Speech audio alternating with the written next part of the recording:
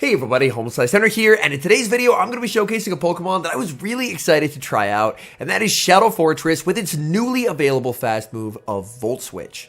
Previously, Shadow Forretress was stuck with Bug Bite, an extremely mediocre fast move, so Volt Switch represents a significant jump in the quality of fast moves available for this Pokemon.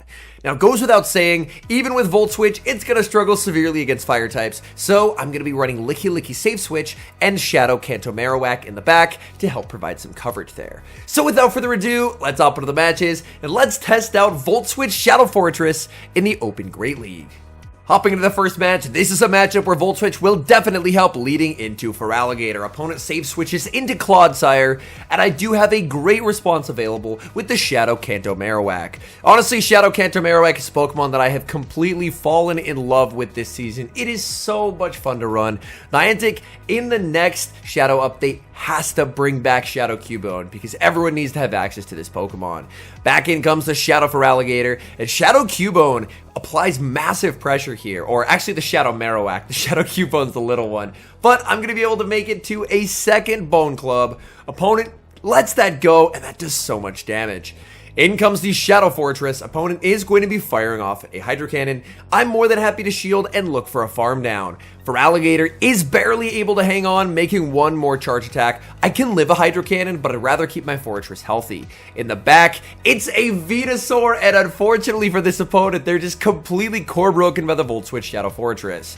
If Forretress isn't stuck against a ground type, it can actually be a really decent core breaker because a lot of teams are trying to beat the ground types, and it does very well at beating a lot of the options that are very strong into the ground types. We've got a great lead in the next match. Volt Switch definitely helping versus Wigglytuff, and they're staying in. So something in the back must be core broken. Unfortunately, my game lags quite a bit there. I'm still able to fire off the Mirror Shot. Mirror Shot does get shielded by the Wigglytuff. Opponent switches out into Dunsparce, and I get to respond with the Shadow Kanto Marowak. Resisting Rollout is a very valuable thing to have on a Pokemon because otherwise stuff like Licky and Dunsparce are just so safe into your team. I'm going to go for a Bone Club farm down here with the Shadow Kanto Marowak. The unfortunate thing is the moment I see this damage, I realize that I'm not going to be able to get this farm down. Dunsparce is very bulky. It's going to be very close, but I really don't want to give up a shield unless I have to, so I'm just going to play it safe, go for the Bone Club, and guarantee switch advantage while preserving my shield advantage as well. Back in comes the Wigglytuff. I bring in the Forretress. I fire off the Mirror Shot, and it's caught onto Gastrodon. This team as a whole is a little bit soft into Gastrodon. I do get a bit of good luck there. I believe the Mirror Shot debuff is a 30% chance, so I do get the Mirror Shot debuff. And with that debuff, this is just a very comfortable win. Opponent ends up baiting with the Body Slam, but even if they had landed in Earth Power, it's not going to matter. I can fire off this Body Slam.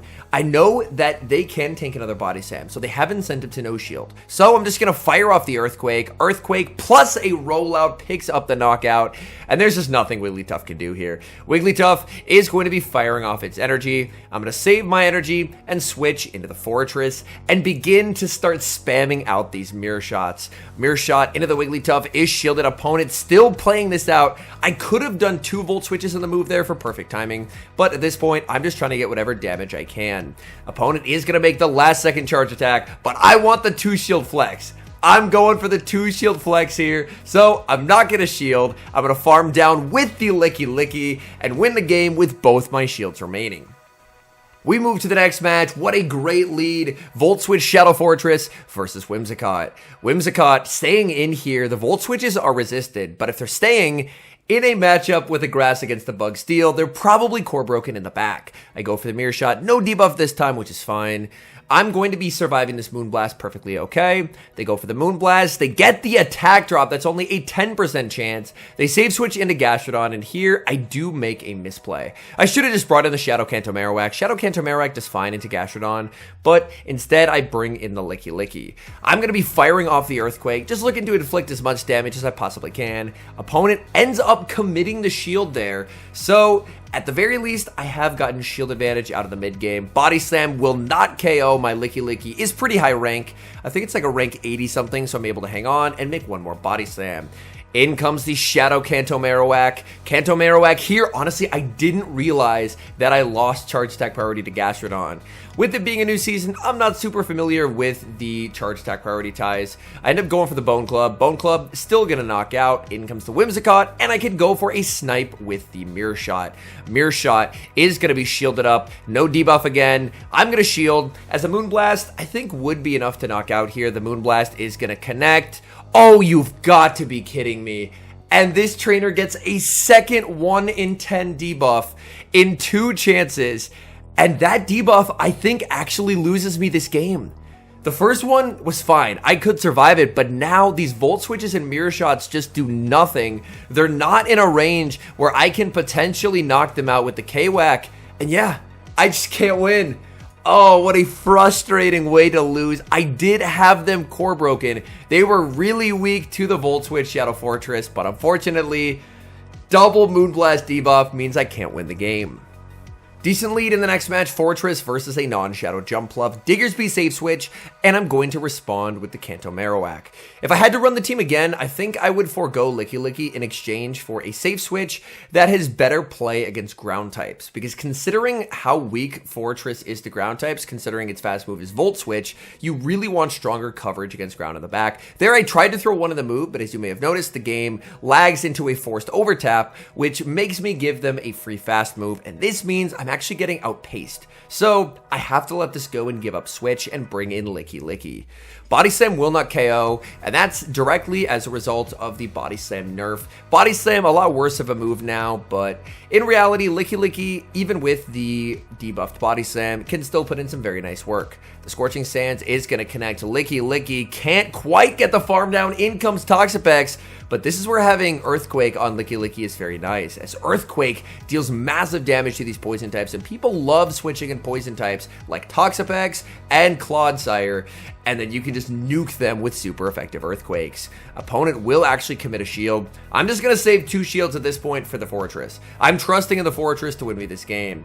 I switch out into the Forretress. Forretress going to be hit with the Brine. Brine is not what's going to be the most threatening move here, so I'm going to let the Brine go. Opponent is going to switch out and send in the Jumpluff, and this game could very well be going to timer. My opponent has a very bulky team. I get a bit of good luck. I do get the Mirror Shot debuff on my first try, and I'm just going to keep spamming out these Mirror Shots. Forretress does also get Rock Tomb, but I really wanted the Earthquake. It's kind of a get out of jail free card in case I got stuck against a Clodsire. I didn't end up getting stuck against any Clodsire in the 2 sets that I ran with the team though. I keep spamming out these Mirror Shots like crazy. Opponent, at this point I know they have Aerial Ace and it's debuffed, so I can survive it. They're not running Acrobatics.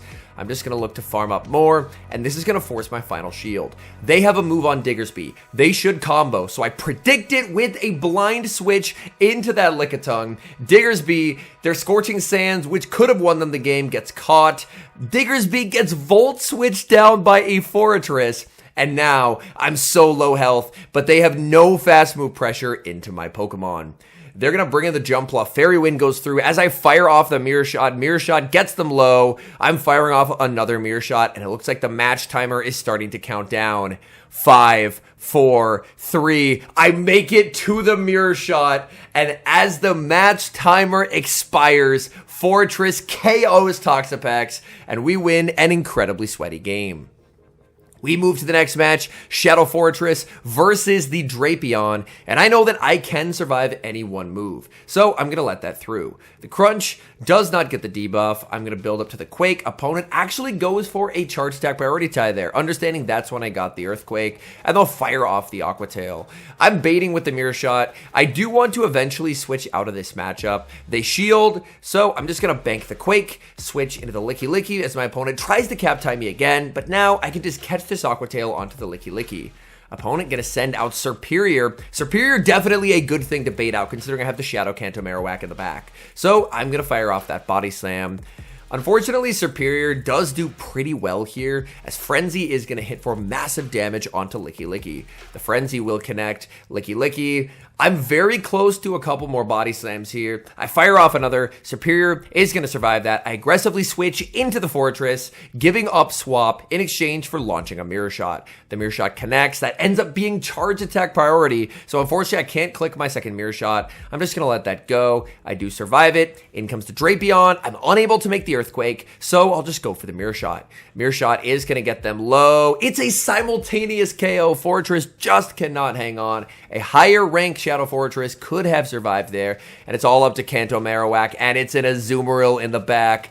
Oh boy, this is going to be a very difficult game to win. Azumarill is going for the Ice Beam. I'm committing the shield. I'm waiting the turn, watching for a potential catch onto Superior.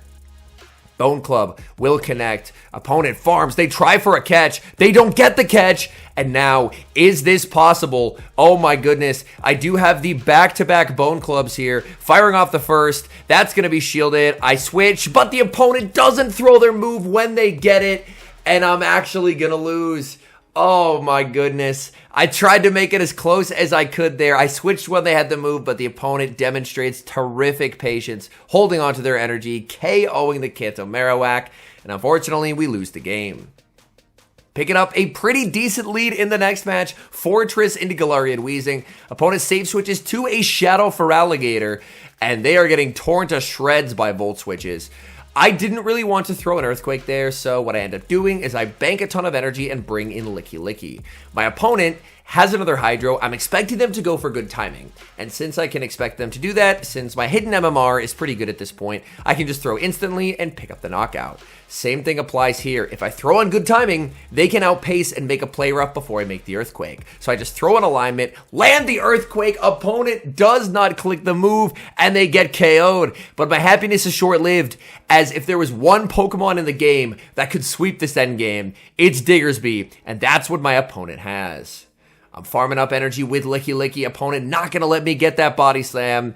They fire off a Scorching Sands. This tells me they're Scorching Sands Hyper Beam. If they had Fire Punch, they would have thrown it there. I'm going to full send the Earthquake. I'm expecting my opponent to call a Mirror Shot bait. They shield, and suddenly, this is not looking good. I bring in the Shadow Kanto Marowak. I know Shadow Kanto Marowak is extremely bulky. If it's the Hyper Beam, I can survive. It is the Hyper Beam. Massive damage. Marowak. Now the question will be, do I get farmed down before I get the second Bone Club? I need this second Bone Club to win, and Shadow Kanto Marowak putting the team on his back, making that Bone Club, and that's instantly game winning. As I have the Mirror Shot ready to go, I just needed to force that final shield. Down goes Diggersby, as a Volt Switch user is able to pick up the KO.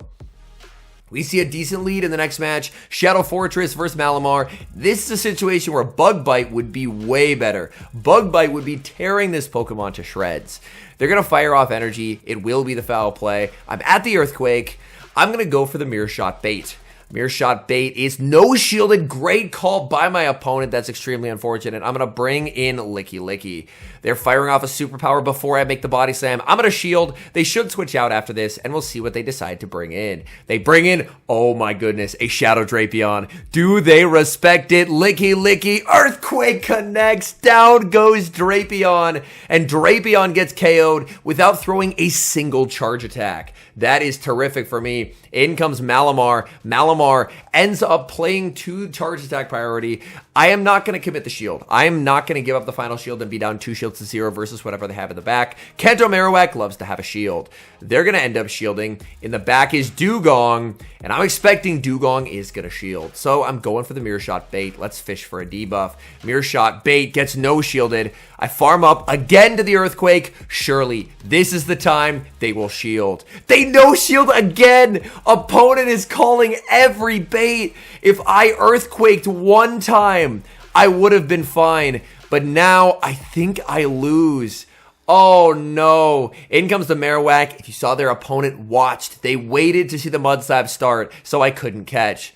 I throw the Mud Slap. They again wait to see the Mud Slap start, and they fire off their energy. I will commit the shield. In comes Malamar, and I mistime it. I don't get their energy correct. Superpower KOs, and what was a winnable game, unfortunately, turns to a loss due to my misplays. Hopping into the final match, picking up an amazing lead, Shadow Forretress versus Low Kicks. Low kicks, Sucker Punch will do a lot, but the charge attacks they run are X's or Trailblaze, both of which are heavily resisted by the Forretress. I fire off the Mirror Shot, opponent is going to return fire with their own move, but I know I can survive this. It's the double resisted Trailblaze. I'm going to get one more Mirror Shot. I'm short of an Earthquake here. It's resisted, but it would still do more than a Mirror Shot. Opponent double shields the low kicks, because they know that a boosted low kicks can get shields back from whatever gets brought in here. In comes Licky Licky.